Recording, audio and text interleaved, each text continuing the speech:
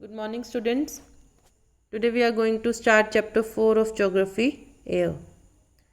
तो इस चैप्टर में हम पढ़ेंगे कि हमारी अर्थ जो है वो सराउंडेड है एक ह्यूज ब्लैंकेट ऑफ एयर जिसको हम एटमॉस्फेयर बोलते हैं।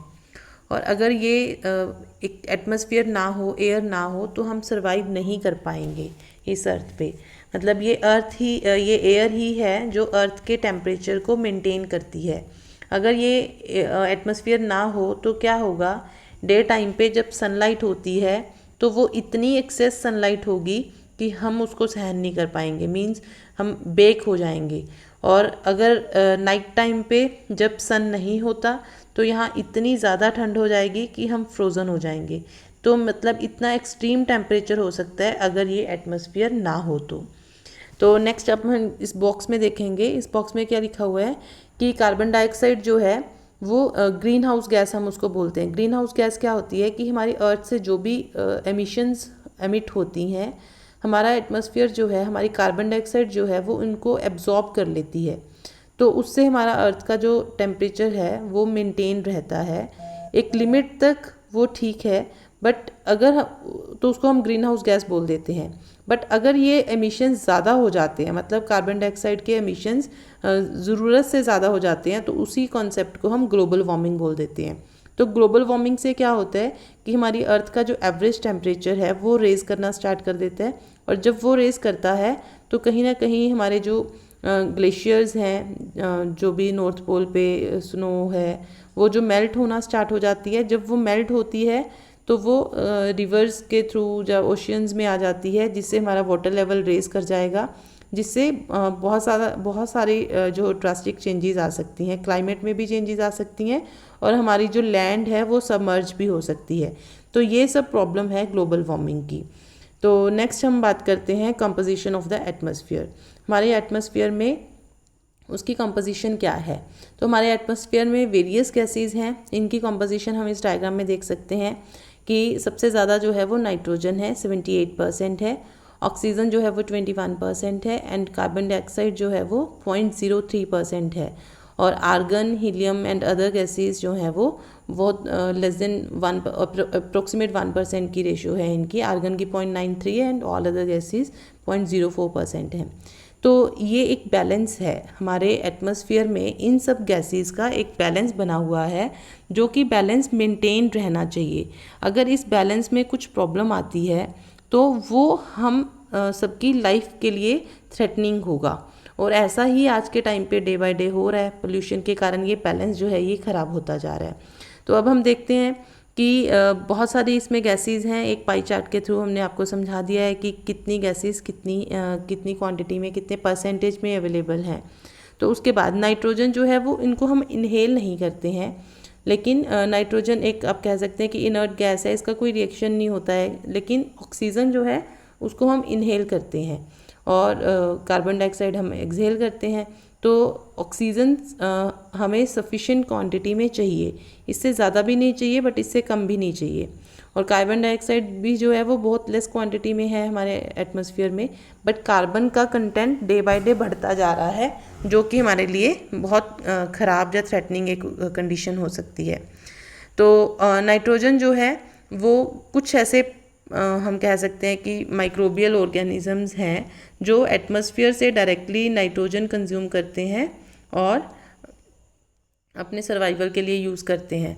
ठीक है, तो उसके बाद है नेक्स्ट जो है, और नेक्स्ट आता है ऑक्सीजन जो है वो मोस्ट प्लेंटीफुल गैस है एयर में। ह्यूमंस एंड एनिमल्स सब ऑक्सीजन लेके ही सर्वाइव करते हैं। ग्रीन प्लांट जो है वो ऑक्सीजन फोटोसिंथेसिस के थ्रू हमें प्रोवाइड कराते हैं।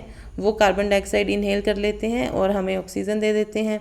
तो इसीलिए हम कहते हैं कि प्लांट्स अगर हम कट करते जाएंगे तो हमारा एटमॉस्फेयर का बैलेंस जो है वो इम्बैलेंस जो है वो हो जाएगा। तो कार्बन डाइऑक्साइड भी एक अनदर इम्पॉर्टेंट गैस है। ग्रीन प्लांट्स जो है वो कार्बन डाइऑक्साइड यूज़ करते हैं अपना फूड बनाने के लिए। और उसके बाद नेक्स्ट आता है कि हम डे बाय डे बहुत सारी कार्बन डाइऑक्साइड एमिट करते जा रहे हैं, जो कि हमारे एटमॉस्फेयर का बैलेंस जो है वो ख़राब करती जा रही है। तो नेक्स्ट हम ये डू यू नो वाला जो बॉक्स है इसमें देख लेते हैं। तो इसमें ही लिखा हुआ है कि when air is heated it expands, become lighter and goes up. जब हवा गर्म हो जाती है, अब गर्म पोल्यूशन के कारण भी हो सकती है, human activity, various human activities के कारण द एयर गेट हीटेड, तो जब भी एयर जो है वो हीट अप होगी तो वो एक्सपैंड होके ऊपर को उड़ जाएगी। तो जब वो ऊपर को चली जाएगी, उसकी जो नीचे की स्पेस खाली रह गई, तो वहाँ पे जो सराउंडिंग कोल्ड एयर है जो कि डेंसर है वो उसका वो स्पेस ले लेगी। तो इसी तरह से हमारा एयर सर्कुलेशन चलता है कि जब भी वार्म एयर है वो ऊपर उठ जाएगी और उसका जो स्पेस है वो कोल्ड एयर ले लेगी। इस तरह से हमारी जो हवा है उसका सर्कुलेशन होता है। तो नेक्स्ट ये कुछ पेपर कटिंग्स हैं, आप देख सकते हैं स्क्रीन पे कि ग्लोबल वार्मिंग के क्या इम्पेक्ट हैं, या फिर कब लोगों ने, दुनिया ने पूरी इसके ऊपर ध्यान देना शुरू करा, क्योंकि बहुत पहले तो हमें ये कॉन्सेप्ट पता ही नहीं थे कि ग्लोबल वार्मिंग जैसा भी कुछ होता है। लेकिन धीरे धीरे जैसे जैसे हमारे एटमॉस्फेयर में चेंजेस आते गए तो थोड़ा ये रियलाइजेशन हुआ कि कुछ तो इम्बैलेंस चल रहा है। तो धीरे धीरे ग्लोबल वार्मिंग कॉन्सेप्ट आया, फिर हमने उसको पढ़ना स्टार्ट करा। तो अब हमारे पास एक पूरा कॉन्सेप्ट है कि कैसे हम इसको अवॉइड कर सकते हैं, कैसे हम इसको कंट्रोल कर सकते हैं। तो नेक्स्ट आता है हमारा स्ट्रक्चर ऑफ एटमॉस्फेयर। एटमॉस्फेयर को हमने डिवाइड कर लिया है कई लेयर्स में, क्योंकि एटमॉस्फेयर की जो लेयर थी अलग अलग जगह पे उसके अलग अलग फीचर्स थे, मतलब उसमें थोड़ा सा कंपोजिशन उसका अलग था, तो हमने उसको लेयर वाइज जो है वो डिवाइड कर लिया। तो एटमॉस्फेयर को हमने डिवाइड करा है troposphere, stratosphere, mesosphere, thermosphere and exosphere. तो सबसे पहले हम बात करते हैं ट्रोपोस्फियर की। तो जो ये बिल्कुल बॉटम पे लेयर है इसको हम बोलते हैं ट्रोपोस्फियर, और जहाँ पे ये ख़त्म हो जाती है उसको हम बोलते हैं ट्रोपोपोज। मतलब जहाँ पे नई लेयर स्टार्ट होगी हमने उसको एक नाम दे दिया ट्रोपोपोज।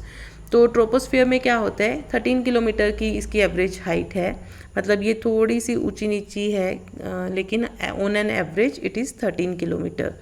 तो हम जो भी सांस लेते हैं, जो भी हमारे काम है, ये सारा हम ट्रोपोस्फियर में ही करते हैं। जो भी रेनफॉल होती है, फोग है, हेलस्टॉर्म है, ये सब कुछ जो है वो ट्रोपोस्फियर में होता है। नेक्स्ट आता है स्ट्रेटोस्फियर।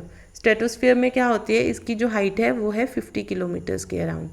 तो इस लेयर में, जैसा कि आप इस डायग्राम में देख रहे हैं, इस लेयर में जो है वो बिल्कुल भी क्लाउड्स नहीं होते हैं, ठीक है। और ओजोन लेयर भी इसी में ही होती है। ओजोन लेयर क्या थी, ओजोन लेयर O3 जिसको हम बोलते हैं, ये हमें ऑक्सीजन, हमारी जो गैसेस होती हैं उसको ट्रैप करने में हेल्प करती है।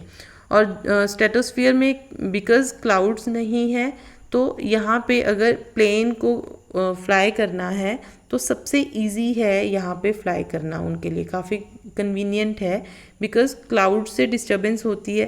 तो मोस्टली जो एरोप्लेन्स हैं वो स्ट्रेटोस्फियर में ही फ्लाई करते हैं, क्योंकि यहाँ पे डिस्टर्बेंस नहीं है क्लाउड्स की। तो ये बिल्कुल क्लियर एटमॉस्फेयर होता है यहाँ पे। तो नेक्स्ट आता है मीजोस्फियर। तो मीजोस्फियर थर्ड लेयर है। मीजोस्फियर ये जो है ये एक्सटेंड है up to the height of 80 kilometres.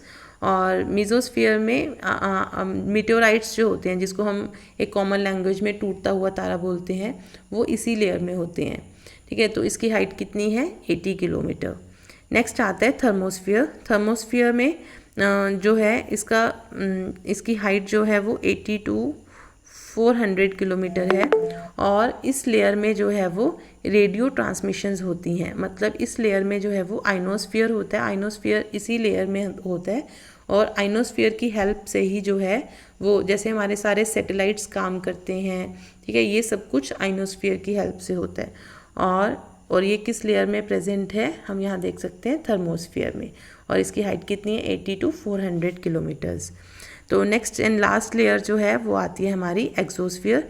Exosphere जो है हम इसको बिल्कुल आउटर लेयर बोल देते हैं, मतलब बिल्कुल बाहर है। इवन इसमें बहुत सारी गैसेस नहीं होती हैं, इसमें बहुत लाइट वाली गैसेस होती हैं। लाइट गैसेस मतलब जैसे हीलियम है, हाइड्रोजन है, तो ये स्पेस बनाती हैं। मीन्स कि इतनी लाइट गैसेस होती हैं कि ये फ्लोट करती रहती हैं, और फ्लोट इनटू यहाँ से ये स्पेस में फ्लोट करती रहती हैं।